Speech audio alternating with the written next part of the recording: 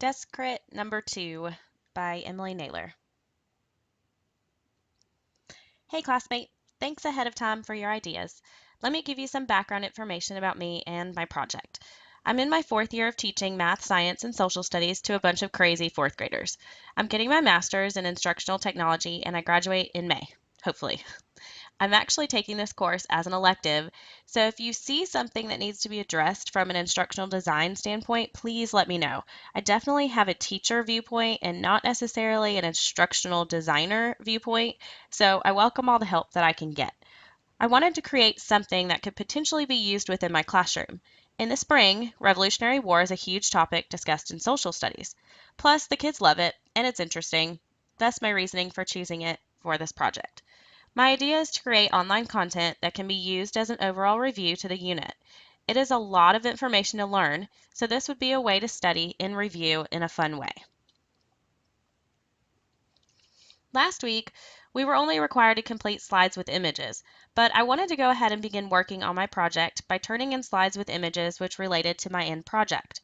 Originally, I only had the broad idea of the Revolutionary War in mind for this project. After the last Descrit, I quickly realized I would need to narrow my topic. In beginning my project work, I narrowed my topic to significant events leading up to the Revolutionary War and significant battles within the war itself. Because I teach 4th grade, these events and battles will be aimed at reviewing 4th grade curriculum standards. With this week's assignment of adding audio to our presentations, I added an introductory slide with some narration. This is the only slide that contains my actual speaking voice. Throughout the content, the student has a guide to help them if they have questions.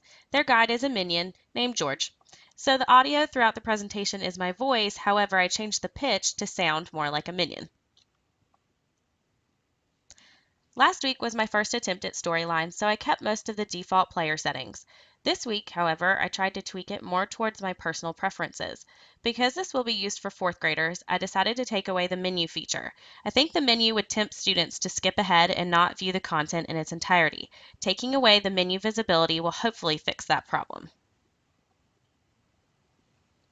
This week, I also added audio to each of George's speech bubbles. Last week, the bubbles would pop up and the learner would have to read each one. This week, the audio syncs with each speech bubble as they pop up on the screen, reading the text aloud. Not only does this help with 508 compliance, but it also helps with the large range of reading levels among 4th graders.